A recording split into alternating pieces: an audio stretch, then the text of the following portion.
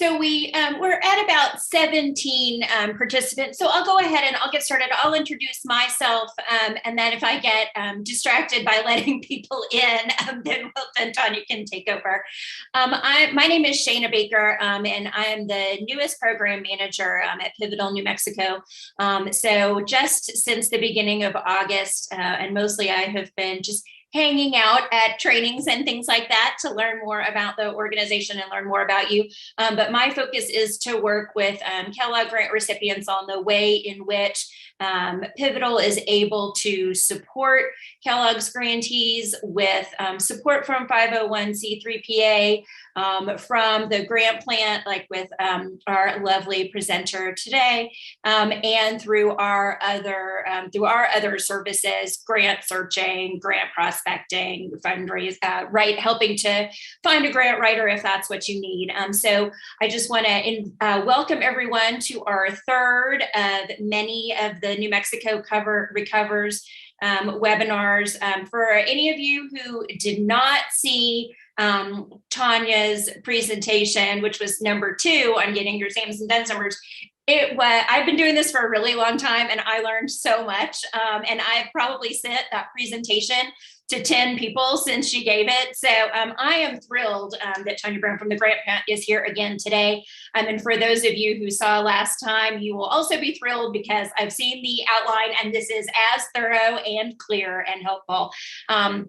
For those of you who, if you missed the last one, we do have the recording. You should have been emailed that by Robert last time. If not, just reach out and let us know. And if there are any organizations or anyone within your organization that you feels like needs to see it, certainly forward that along. And the same will be true for this. There'll be a recording of this from this morning. And then Robert will also send everyone the outline. And Tony has some handouts that you'll be referencing, I think, and those will get sent out as well. So I will continue to let folks in. I am watching the chat. So if you have any questions, feel free to put them in the chat. Any comments, feel free to put those in the chat. And when Tanya asks for questions, I'll throw those in whenever we have a second. All right, take it away. Okay, hello everybody. I am at the helm today, also trying to manage some of these things. So hopefully I will do this correctly, but let's see if we can get up the presentation. All right. Can everybody primarily see the presentation? Not just me? I can see it. Yes. Awesome. All right. So, welcome. Today, we are going to be going through how to prepare a case statement. And the reason that Pivotal New Mexico specifically wanted this particular training was because there were $1.9 trillion in funds that were given out to various states, municipalities, organizations, departments, agencies, et cetera, throughout the federal government in order to help America recover from the pandemic. Millions, hundreds of millions of dollars of that are actually going out in the form of grants, competitive grants. And so there's a variety of different ways in which we'll see that. Sometimes different agencies will actually open up a brand new grant opportunity. Sometimes they'll just increase the amount of a grant pool that they were already going to give out. And in other instances, they're going to go back to old applications and then award more winners. So what we're trying to do today is get you ready while you're waiting for an opportunity, or perhaps you've got an opportunity and you need to know sort of how to write a case statement. So that's why this is called hedging your bets. You may not necessarily know what your application is going to be for, but if you want to start writing some really concrete things that you could use in grant applications in the future, this is the best way to get started. So the workshop is hosted by Pivotal. Shana went ahead and gave you a brief introduction about Pivotal, and we also want to acknowledge that this workshop is made possible with the generous support of the W.K. Kellogg Foundation. They have sponsored a slew of activities, programs, resources, etc. There's about 10 to 12 workshops that will be done over the next 5 months or so. We've been going on for about a month, so it's a 6-month program, as well as other resources. Shana mentioned those. There's actually been 2 trainings. I did one on the Dunn's funds numbers and UEI and SAM and all the alphabet soup of federal grants. And that is available on the Pivotal YouTube channel, as is the howtoUseGrants.gov, which was done by Wendy McCoy from here at the Grant Plant as well. If you go to YouTube, all you have to search for is Pivotal New Mexico, and it should pop up. I am Tanya Brown. I am a resource development officer with the Grant Plant. I have been doing grants for over 20 years. I hate to admit that.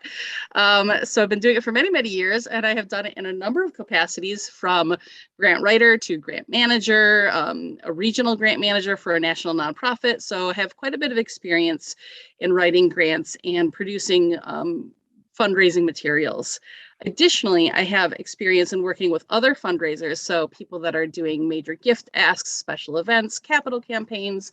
And the great thing about writing a case statement for your organization or for a specific program, project, or service is that the case statements can also be used in other fundraising asks. So today's objectives are, first of all, you're going to learn what the difference is between a case statement and a needs statement. They're sometimes used incorrectly, interchangeably. The second is that you're going to understand the importance of the various components or sections that you should have in a case statement. The third is that we're going to discuss two tools that we use quite a bit here at the Grant Plant for planning, researching, and sort of strategizing how are we going to craft and create this narrative in the case statement. And hopefully, if all goes well, you're going to feel ready to sit down and begin the process of preparing a case statement. Hopefully, I will get you ready, have you understand what it is you're supposed to be writing, and the tools that we're providing will be helpful to you in that regard. So let's go over some definitions.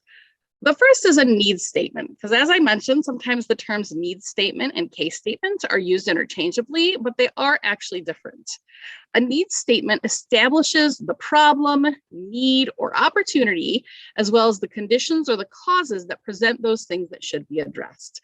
And I say opportunity because you don't necessarily always have to have this negative or bad thing that you're trying to ameliorate. Sometimes it's, wow, we could really do this for our students, or this could be done for our community, and it would be a way to improve quality of life. It defines the problem or the opportunity as important. It makes the reader feel like, okay, this is something that I should pay attention to. It identifies gaps and obstacles to addressing or solving that problem or providing that opportunity. It establishes a sense of urgency for the issue. So hopefully it gets the funder's attention that, okay, we should consider funding this now as opposed to next year or 5 years from now. And finally, it should illustrate the significance of what will happen if you don't address the issue, either lost opportunities or continued suffering or adverse and negative quality of life for whatever demographic or target audience that you're hoping to help for. Sometimes this is called a statement of need, a problem statement, a needs assessment, or a needs analysis. Sometimes it's called community need. And some people will contend that a needs statement is the most important part of a grant, but I'm going to argue against that, and we'll argue for and against it. You can make the decision for yourself when you go to create your own case statement.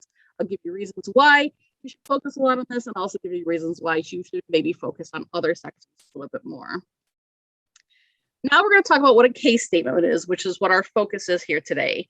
The case statement includes a needs statement. A needs statement should be part of a case statement, as well as several other components, which we'll go through, which will include the plan and the capacity of the organization that is applying to address those needs. And we want to make sure to convey that this proposal, this project, or this plan merits the funder's philanthropic investment. It will describe how the plan will ameliorate poor conditions or improve quality of life or produce a really fantastic opportunity for people.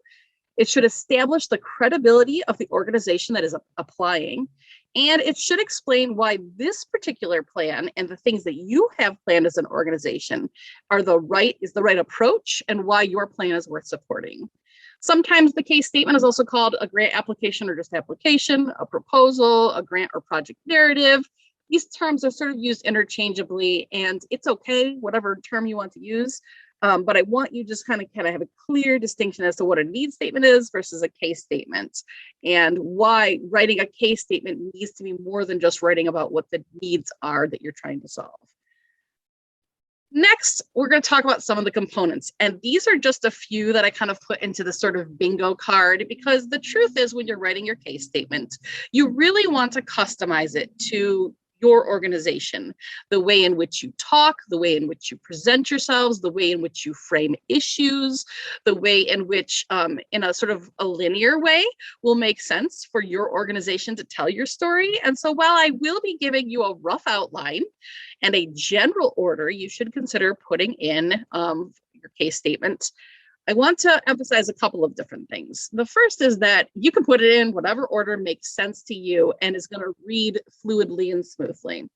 The second is you may decide just to skip a section altogether, or at least a subsection of one of these sections, because you just don't feel that it's relevant, or you're limited on space, or you're just trying to make sure that the focus is on something else and you don't want to spend too much time, for example, on organizational history and capacity, which when we get there, you're going to see there's a lot of different things you should consider, but not necessarily include all of those things in your case statement. So when you're determining your order, obviously I would recommend you try to tell it in a sort of a way that begins from beginning to end. Here's the problem, here's where we're going to help, here's our solution, here's why we're capable of it. But sometimes, like I said, it makes sense to do it in a different order, and that's totally okay.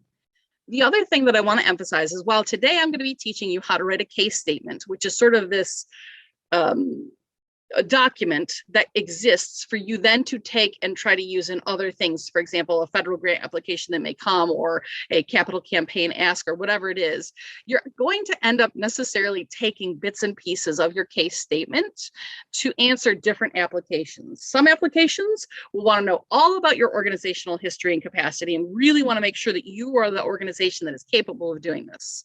Some are just going to trust in good faith that you've been around for 20 or 30 or 50 years. We don't necessarily need to hear about that, but we do want to hear about your plan and how you're going to evaluate its success.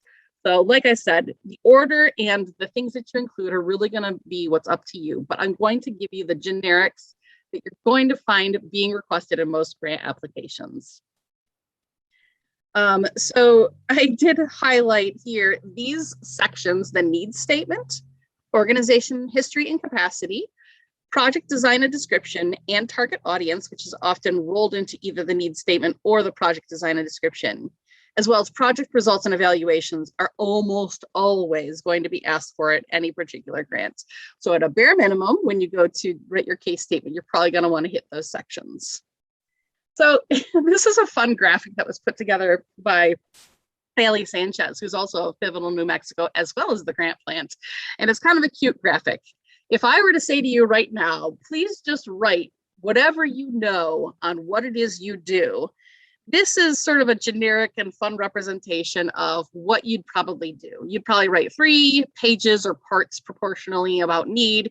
You'd do about 2 pages on program plan. You might write about 4 or 5 pages on agency background, because you know all about your agency, and even an equal amount on staffing and how you would see out this plan.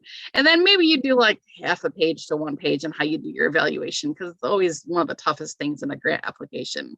That's if you were just sort of left to your own devices and wrote whatever you wanted. Then when you are given a grant application and you're given a little bit more guidelines in terms of what they want, this is how you tend to start sort of morphing. So, okay, well, we need a summary, so we'll put a page of that at the beginning. The need and the program plan are about the same. You'll do a little bit more of the program plan because they'll probably ask you more questions about your program plan. And then suddenly you're going to find out you just don't have as much room, or it doesn't seem as important to give those 4 pages of the agency background. So you trim that down, you trim down staffing, and you're still at about a half page for evaluation.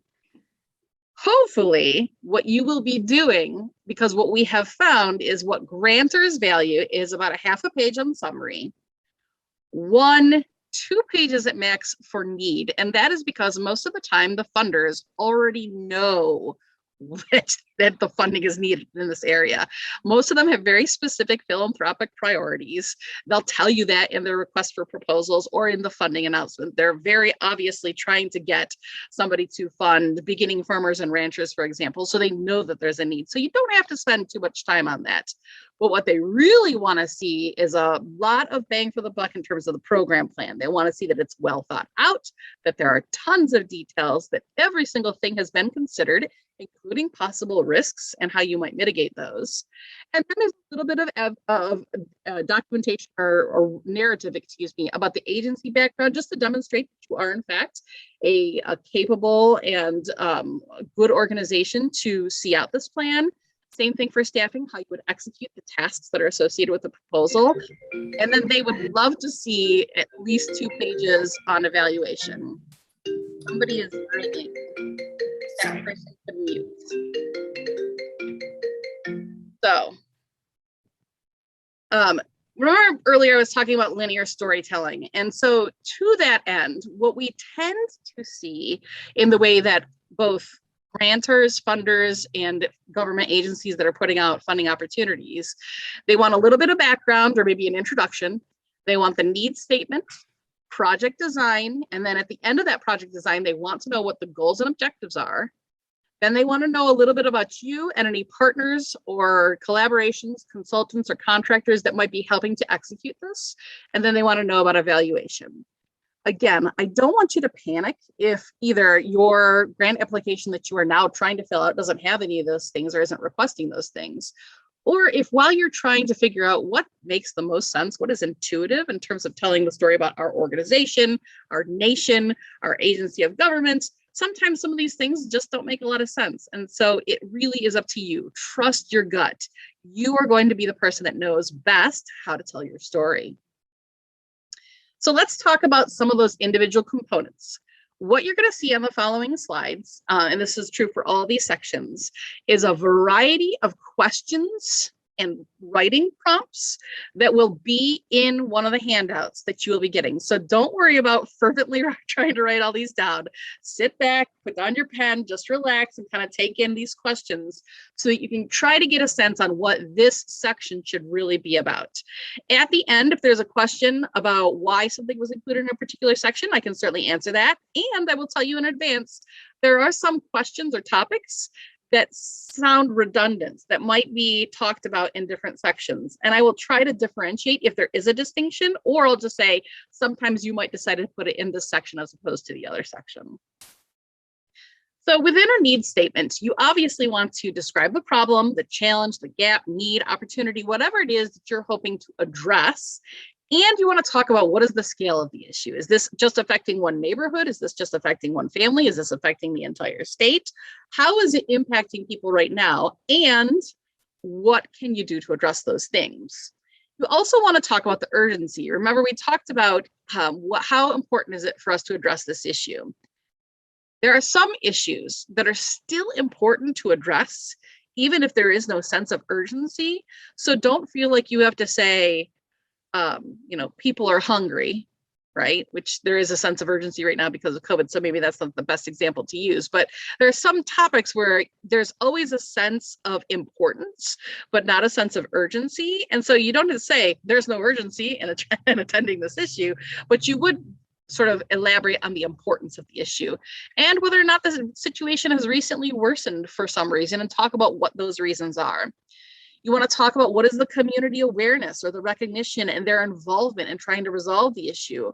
Our stakeholders, maybe people who aren't directly impacted, but who care about the community or the people that are impacted, are they involved in trying to address the issue?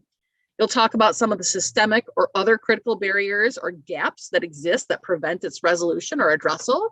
And then I do want to talk about two differences: the difference between causes and correlations, and problems and symptoms, which are two sort of very similar topics. You want to be very careful in what you're saying when you're talking about different gaps or barriers that are possibly creating or contributing to your issue. You have to be mindful when you're writing those things that they are in fact either the cause or exacerbating the situation, or sometimes they're just a symptom of a greater issue. And so the really important thing, and the thing that funders will be looking for, is, do you understand what the crux, the cause, the root of this, where is this issue coming from? And does your plan either just address ameliorating some of the symptoms, which is okay. Sometimes it's very viable to say, we can't solve hunger, but we're going to at least provide food for people, right? And then some plans are are in fact going to try to create systemic change. And so it's important for you to sort of differentiate in that need which need you're going to be addressing. Is it the immediate needs of relief, or is it the longer term systemic needs of changing things so that this does not keep happening? You're also going to want to use research and data to talk about the issue and tell human interest stories. So don't just always give statistics, although depending on the funder, that's all they care about. Sometimes they just want statistics, research studies, and data. And other times it's more important to tell a human interest story. I find that it's good when you combine both for most funders. Federal funders tend to want to hear more research and data, which is not surprising. You want to talk about the implications and the potential impacts if you don't address the issue. These things tend to be negative. You also want to address what the issue means for the target audience of the broader community and what, if you do resolve it, it could mean. And that's sort of the positive or the benefits. So again, kind of going back to the idea of linearly telling your story, you want to define the problem, describe the implications or importance and the scale and urgency. You want to relate it at least to your mission in your case statement. And if you have a specific grant application that you are trying to adapt your case statement for, you want to relate it to the funder's mission, vision, philanthropic priorities, or whatever their specific priorities that they have listed for the fundees or potential fundees to apply for. You want to talk about those gaps and barriers that are preventing solving the issue or providing the opportunity in the status quo. And then you want to back it up. And that means putting in research or data. This is just another fun graphic that Allie put together. It's sort of the cause versus symptoms, right? So when you're talking about your need, make sure you are clear both to yourself and in the narrative what the cause are, what some of the symptoms or the deleterious effects are of that situation or condition existing. And then when you talk about your solution is, you want to identify, are you trying to relieve the symptoms or are you trying to get rid of the cause or change the cause, I guess is maybe a better way to put it. Now, target audience, I have put here as a separate section because it is so big, but oftentimes the target audience piece is rolled into the need statement. So I just want to put that there. You do what makes sense for your organization. In terms of the target audience, we want to know, does your organization limit itself to a specific service area or geography? This could be a city, county, state. It could be a specific tribal nation. It could be a census tract or a zip code. It could be 4 counties put together, or it could just be a random delineation that you otherwise have to describe what that is. The demographics of those that you tend to serve. Now, this could be all over the place. And so you're just giving statistics about who the or what are some commonalities amongst demographics. If it were up to me, I would rarely focus on these things like race, gender, income, or other status, such as marital status, etc. But it does tend to be an important aspect that many funders ask about. And so unless your organization has made the decision, you are not going to collect data or share data on those things. And explain that to the potential funder. You are going to want to do your best in collecting those things, both from your internal data, from your service statistics, as well as research if available. You want to describe the target audience and or the target community, because remember, there might be individuals that you are serving, but a whole community that is benefiting in a way. And you want to include positive strengths-based assets and prime opportunities. So for example, you don't just want to say, well, this community is socioeconomically deprived, so they're all hungry and they're all struggling to get good education and they're all this, right? You never want to make those broad sweeping, stereotypical, awful and incorrect statements. You also want to talk about the strengths of that community. This is an incredibly vibrant community that has strong community network. It has an active community center. It is very active. It's rated one of the top 10 in the state. So talk about some of the strengths too. That's not a bad thing. We tend to get drawn into the quagmire of, well, if it's a needs statement, I have to make the situation seem really bad. So hopefully they'll give us the funding. And that is an old way of writing grants that still exists today. Sometimes it's because the funders ask for those things and they cause you to focus on those. But whenever possible, to work into your case statement or into that specific grant application, make sure to talk about some of the strength-based assets and why these people or this community or this area is so worthy to be invested in. You also want to talk about how the target audience or the beneficiaries will be selected if there is some sort of process to receive products or training or special technical assistance or whatever it is, if there's some sort of limited amount, if it's competitive. If that's not clear, go ahead and ask me in the questions and answers. You want to talk about the target audience, target community, and other stakeholders and how they are going to be engaged, in the development of the project. Were they part of the development of the program or project from the outset? Will they be consulted as the project is implemented? Are they on your board of directors? Are they on an advisory council? How are your beneficiaries and target audience actually informing the process of the services, products, trainings, et cetera, that are being offered through your organization? And finally, for target audience, you want to talk about how your organization will ensure equitable inclusion for diverse and special target populations. Now we're going to talk about organizational background and capacity. And I am going to warn you, there's actually 2 pages of writing prompts. And this is why most people end up writing 4 or 5 pages when they're just sort of left to their own devices, because this is what we know the most about. But you will find that when you go to take your case statement and convert it into a grant application or maybe a specific ask to a major funder, you're going to end up cutting a whole bunch out and only putting in some of the vital details that are the most important. However, when you're writing your case statement, sort of getting together everything, I highly recommend that you do, in fact, answer all of these questions, because I promise you, over the course of a year or 2 years or 3 years, you will eventually give that detail or 1 or more times in an application. Every funder has different questions that they ask about your organization, agency, nation, etc. And you need to be prepared to have those answers quickly on hand. And usually this is the easiest part to write. So, what is the legal structure or eligibility of your agency? For example, are you a 501c3 nonprofit? Are you a higher education institution? Are you a tribal nation? Include any special markers like, are you an entirely women-led organization? Are you a minority-led organization? Are you a native-led organization? Make sure to include those things in there. You want to talk about your mission, your vision, and your strategic plan if you have one, as well as what your general aims and sort of what is your reason for existing as an organization or agency or other institutions serving a nation. What's your history? Give us some sense of your background. You're going to talk about your organizational structure, who is at the top in leadership and who are the staff that are supporting.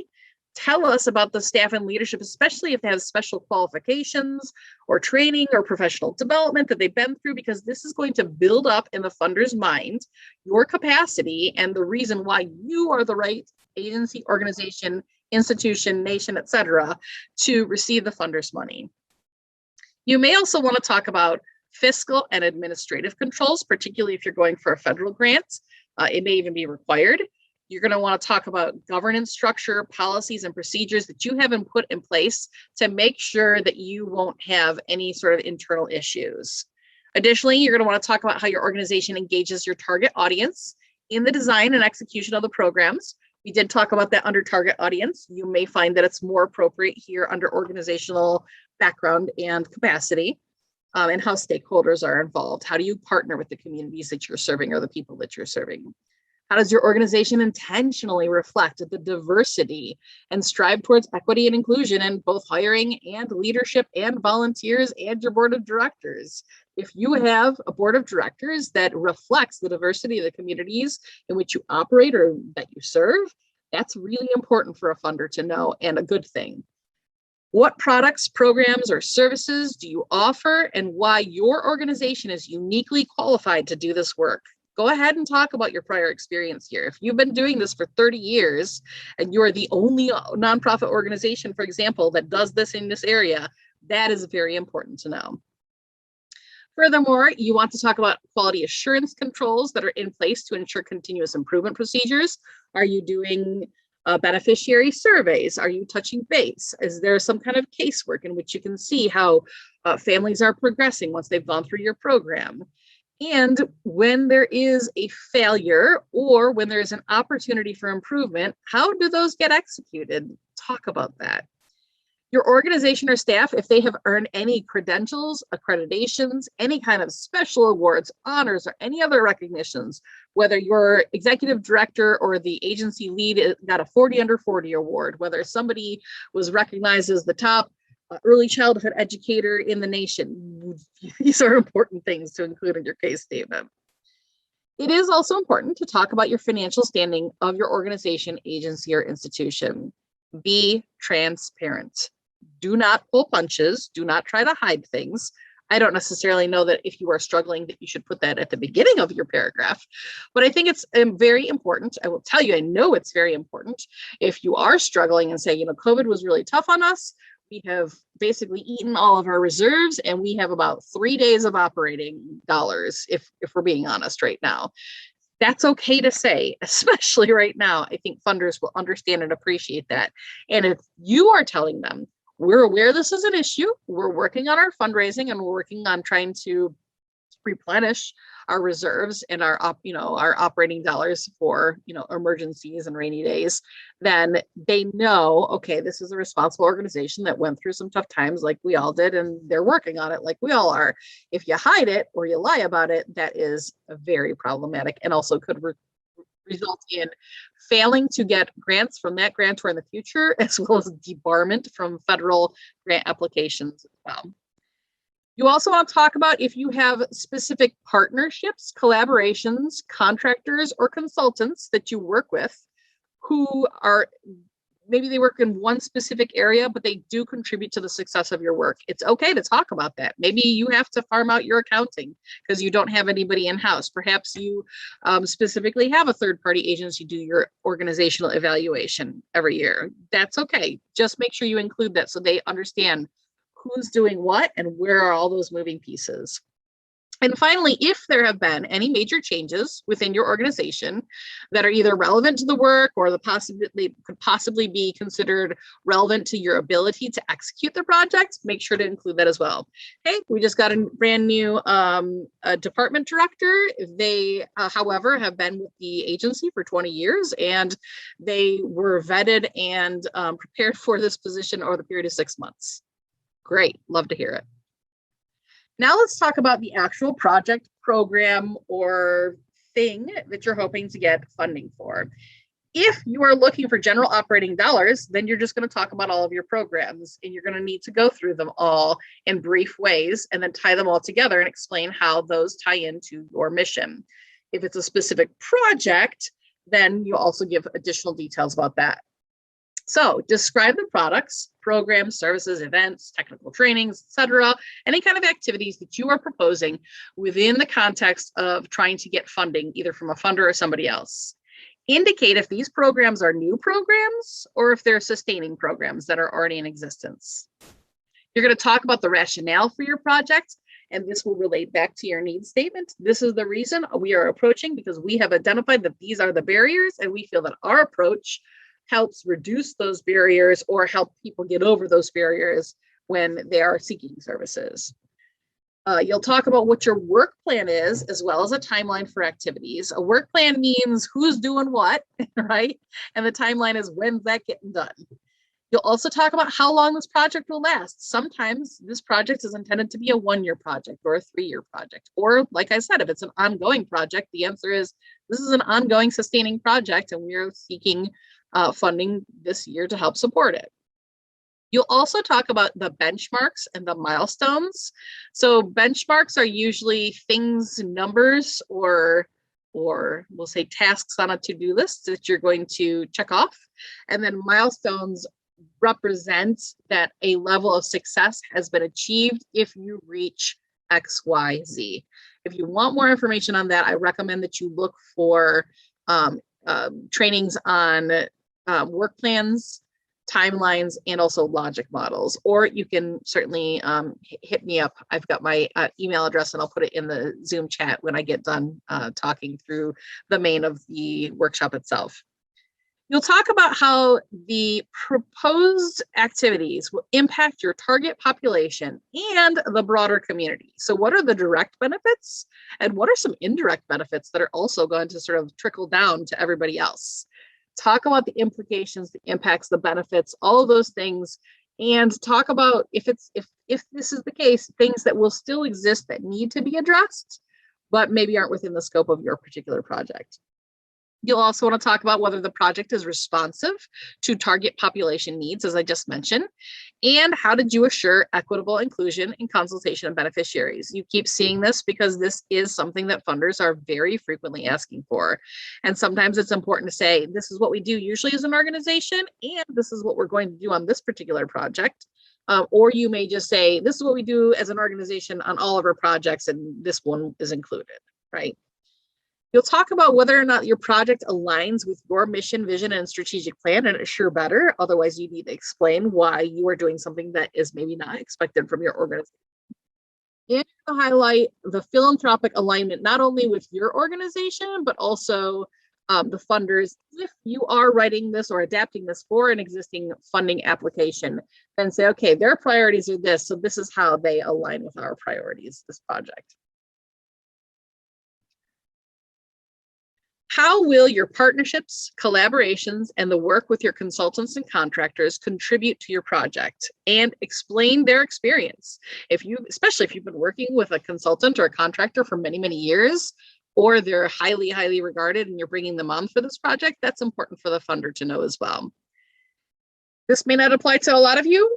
This may be only special circumstances, but if you are going to be subawarding funding out to sub-grantees, then you need to talk about whether or not there will be sub-grantees if that particular application that you're applying for allows for it, and how will the subawards be managed? What internal controls do you have in place? This is required by federal law if you're applying for a federal grant. Otherwise, you may just want to talk, even if it's just a standard, non-federal grant, you may want to talk about what are your internal controls? How do you make sure that the people you give money to are going to spend the money in the way that it's supposed to be spent? This is a tough one, and a lot of people don't like talking about this. Sometimes it's relevant, sometimes you just don't have the space to put it in, and sometimes the funder will specifically ask you. But while you're writing your generic case statement, just to sort of have to start working from for a variety of purposes, it is important for some self-reflection to decide what will happen or why might this project not succeed, even if we're given the funding and the resources that we want. What could possibly be sort of the monkey wrench in your plans that will prevent you from being successful? What are implementation challenges and risks to executing the project? A very common example to answer this question is our program depends on being able to deliver things in person. And so if there is another outbreak of another variant or things get significantly worse and there are more lockdowns, we will not be able to implement our program. Sometimes it's important to say that, sometimes it's just understood, and other times the funder isn't necessarily asking for it, but it is important. And I will tell you, it also helps you strengthen your program development when you acknowledge and think about what are the potential bumps in the road that you could hit, because you could say, oh, here's a bump in the road. Oh, wait, well, we could do this other thing. And if we add that, then that won't be a problem. So that's why it's so important for you to at least consider and think about and put in your initial generic case statement, but maybe you won't necessarily put it in every application or every package that you give to somebody. You'll talk about quality control for the project. This is similar to the evaluations that I was talking about earlier that are ongoing. So where will there be opportunities for internal review and improvement? Budget is very important to talk about at some point. Sometimes you will have an entire separate document that is supposed to be your budget narrative, and sometimes you get one paragraph. However, you are allowed and afforded that opportunity to explain that, you need to, as thoroughly as possible, say, you're asking for $10,000. We want $5,000 for staffing, $1,000 for supplies, $2,000 for special things, equipment and materials for our families that will be coming to us, and the other $2,000 will be to evaluate the program. Just even if it's just a one paragraph explanation, if that's all the room you have, sometimes do an even more complicated breakdown and detailing out if you can. Explain how that money is going to be spent and who else is contributing funds to the project, whether they're cash funds or in-kind resources, especially if the application is not asking for the full amount or full budget of what your project is going to need. That's also important for funders, because if they don't see that you have full funding and have no plans on how you're going to get full funding, they are going to be more hesitant to fund you. However, if you say, we're asking for 25,000, the project is 100,000, we already have 75,000 committed from these 3 other agencies, we just need the other 25,000, that's a much more compelling argument to the last funder to kind of come in and leverage those funds. If relevant, if important, and if it makes sense, you may also talk about a cost benefit analysis or return on investment, or some sort of measurement of either resource conservation or resource generation or revenue generation for your organization or your target audience. That's a very specific thing, but it is something you might consider. And finally, you need to consider, what is your sustainability plan? Every funder is going to ask about this in some fashion. Can this project continue without funding? If it is more than a 1-year project, if it's a 3-year project, who's funding the next 2 years? If this is an ongoing program and service and we only fund you for 1 year, don't expect us to fund you for a 2nd year. How is this going to continue next year? So you need to talk about how you're going to diversify your funding support and where that other funding might come from. And sometimes this is as simple as talking about what your general fundraising plan is for your organization. Other times it's talking about how you just hired a grant writer and a development director and you're hoping to improve that. Sometimes it talks about how the board is taking a more active role. So project evaluation. You will talk about evaluation criteria and questions, what those should be, what will you be measuring, and what are your benchmarks and milestones. You also want to talk about the methods and methodology. Are these surveys? Are these one-to-one interviews? Are these just data polls? What are you going to do to use? What kind of data and what kind of methods are you going to use for your evaluation process? And who's going to perform the evaluation? Is this being done by a third party, so to hopefully eliminate bias and skewed results? Or are you going to be doing it internally because you've been doing it for years and it makes the most sense? How are your evaluation criteria and performance measures related to your desired outcomes, objectives, and goals? Remember, you should have talked about that under either project description or your organizational background and capacity. How will you disseminate the results of your project? So once you've done your project and it's been a success, or there were some lessons learned, how do you tell people about that? And who will benefit from that information? And where will those conversations take place? You'll also talk about how you might foster project replication or modeling around the nation from the successes of your projects. And like I said, again, where are those conversations going to take place? If you have a national conference that you'd like to present your findings at, then that's a great way to communicate with your funder that you've got a plan. And there's a way for others to see what the lessons were in this. And finally, how will the results of feedback and evaluation inform continuous improvement procedures if this is more than a 1-year program for the project in the future? Now, I saved this section to the last because it's very brief and it is not always included, is an optional element, but if you do include it, it should be at the very beginning of things. And it's pretty much your name of organization, contact information, the project, total project budget, and the amount requested, the title of your project. It should be fairly brief.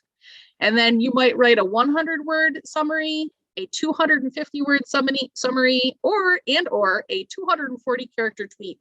And yes, I have seen several of funding applications lately that are basically, how are you going to promote this on social media?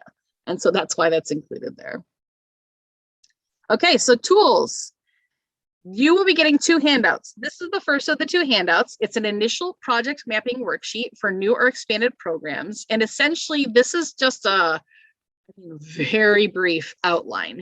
Just to get you kind of your juices flowing, you thinking about the 5 W's, right? The who, what, where, when, how, or wait, who, what, where, when, why, as well as the how in terms of how much for the metrics and how much for the budgets. So that will be coming to you after today, as will a 6-page writing prompt document. And on each one, it has all of these writing prompts that were within this presentation, sort of written out in questions. Remember, you don't have to answer all of these. Some of them will make no sense for you to answer. You may choose to skip answering the ones that don't make any sense, but be aware that even if you choose to skip answering this for your own case statement, when you go to apply for a grant, sometimes you don't have the option of saying, we're going to skip it, or this doesn't apply to us. Sometimes you still have to come up with some kind of answer that at least addresses what it is the funder themselves are looking for. So I encourage you to try to be as thorough and answer as many of the questions as you can, but you're going to know your organization best. Finally, here are some links and resources.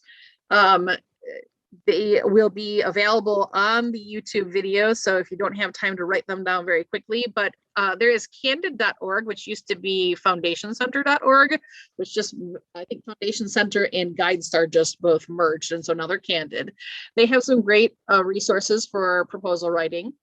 The Writing Institute of Wisconsin University, I think, has some great information on that. And then if you go to the Dummies website and just look up grant writing, there's some great cheat sheets for how to write. And then down at the bottom of the links is very small, but it's bgrantplantnm for New Mexico.wordpress.com. And that's my company's blog, which has all kinds of resources and tips and articles of all different sorts about seeking funds. You might also look at Grant Writing for Dummies, the books, Logic Model Guidebook, and ROI for Nonprofits. Those are 3 excellent resources. And finally, there is Groundworks New Mexico. I'm not sure why my font got all funky on that. I apologize, but the Groundworks New Mexico, formerly Center for Nonprofit Excellence, is also a great resource as well. So now we are at questions and answers. So I have Deborah's question from the chat, and that is, there's a growing interest by funders in a theory of change. Can you talk a little bit about this and how it might fit in the structure of the case statement?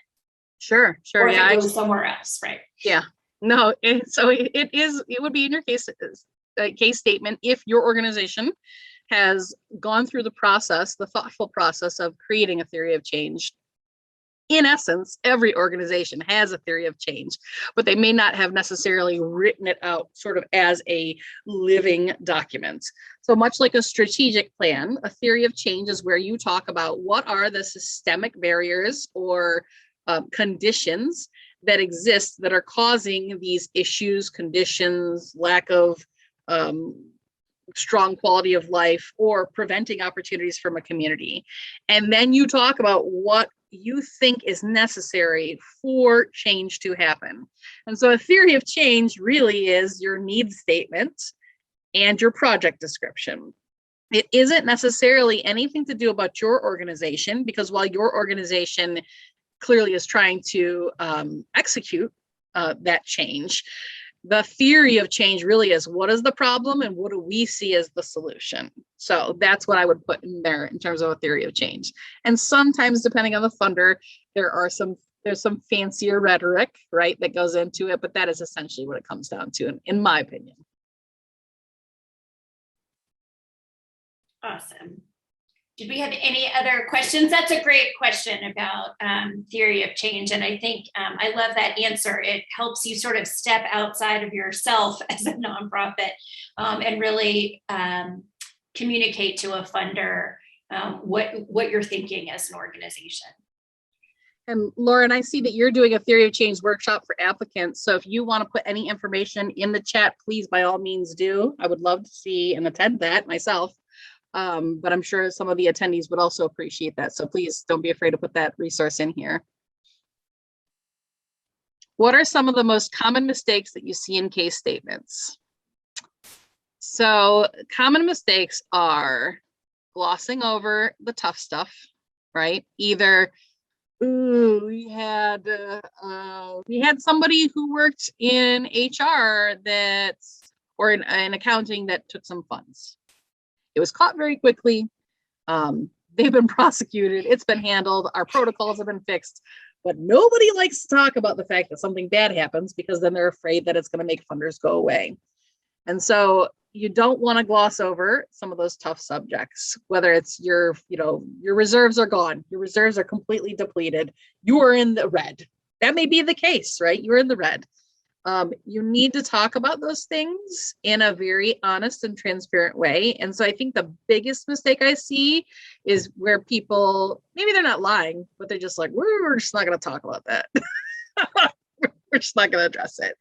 The other thing is, and I think this is a mistake that I made, especially early on in my grant career, is that they tend to inundate the needs statement with research and data, because I'm a nerd and I love numbers and I love the data crunching, right? And especially if we're talking in the context of federal grants, this may be absolutely relevant, okay?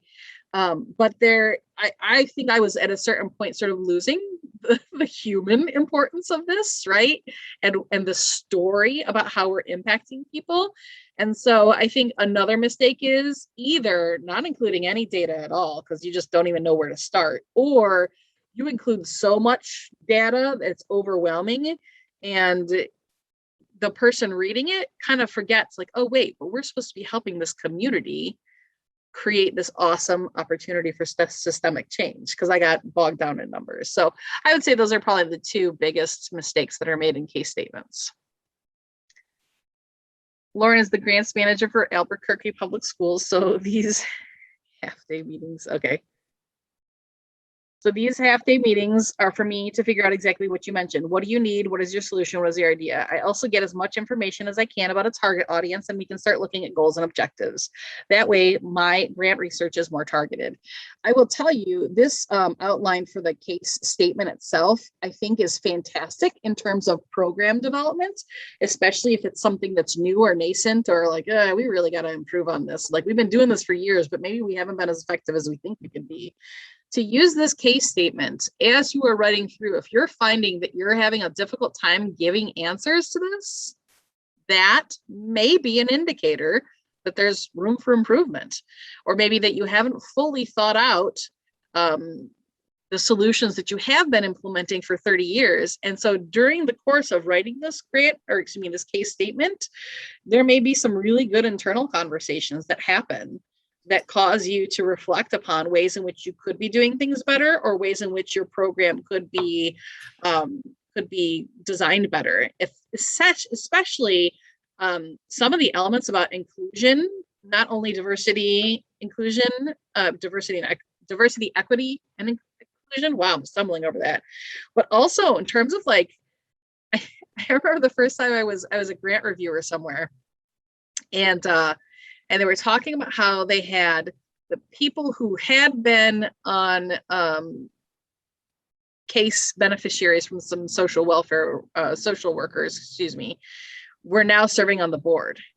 And I remembered thinking, and this was years ago, but at that point it was so profound that the people who were actually being served were there giving the answers, which today to us is like, well, yeah, duh, you should be doing that, right? Like, stop just assuming you know what other people need. But, the way sort of the trends of philanthropy were this sort of immediate, like, oh, we our best intentions are here. Here's what we think is going to solve the solution. And so we're just doing X. And then the communities are going, it's not really helpful. So I think reading through some of these questions as you are developing something can also be very helpful as well. Are there any other questions? We've got about 4 minutes left. Oop.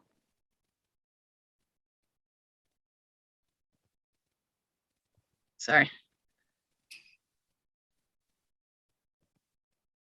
So if there are no other questions, I'm going to go ahead and drop in the chat box my email address as well as my phone number. You're welcome to contact me at any time if you need help or are stuck on something or need some advice. Happy to help. Let me make sure I'm simple. Grant plans. Talking and typing at the same time is hard. Also, I am on LinkedIn. If you just look up Tanya Brown, you should be able to find me there. I had several people send me a connection request after that, and I highly recommend you connect with others in that way, because networking is always good, and it's a high tide raises all ships, right? So, not seeing any other questions. Rada, excuse me, Shayna. Rada is one of my coworkers. Sorry. Yes, we got to stick together. I agree, Lauren. So And Cheryl, the presentation, just so everybody knows, Robert will send out a link to the recording as well as those two handouts that Tanya referenced, especially and I've already seen it. Yes, all of those writing prompts are in the handout. I was very excited about that. And so those will all go out to Cheryl and to everybody else.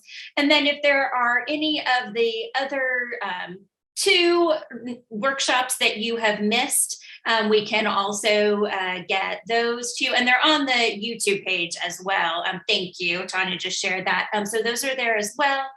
And then we will also, if you didn't hear about this from us, right? If you're not on the mailing list and you're not seeing the schedule of the rest of the 6-month program for the New Mexico Recovers, please let us know at the grant plant, and we will. Tanya's at the grant plant. I'm at Pivotal. Used to all be called the same thing.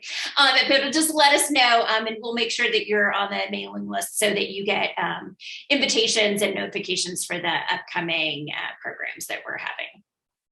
And another quick plug, not only are all of these various workshops going up on the YouTube channel that I just linked there, please subscribe, but there are upcoming workshops. On Wednesday, November 3rd, we will be doing the workshop of What Funders Really Want. And that is a workshop that I am putting together based on my experience as a grant reviewer. What are we really looking for when we're looking at those grants? What are some of the buzzwords? What are some of the do's? And what are some of the definite don'ts? And that one will be at 2 p.m. as well on Wednesday, November 3rd. We also have on November 17th, attachments and appendices. So Wednesday at 2 o'clock as well. And that is sort of like, okay, so you've done your case statement, you've got your narrative ready. Now, what are some of the documents you need to get ready that are very commonly going to be asked for over and over and over again? And what should you have at the ready? So terrific. Thank you so much. Well, thank you all so much for your attendance today. And again, Tanya mentioned the next two. So we will see you and more of your colleagues on the 3rd, and we look forward to seeing you then. And in the meantime, of course, if you have any questions, send them either to Tanya, to myself, or to Robert if you have his email, which I'm sure you all do, if you have any questions about what's coming up. Sounds good. Thanks, all everyone. Right. Thank you. Bye-bye.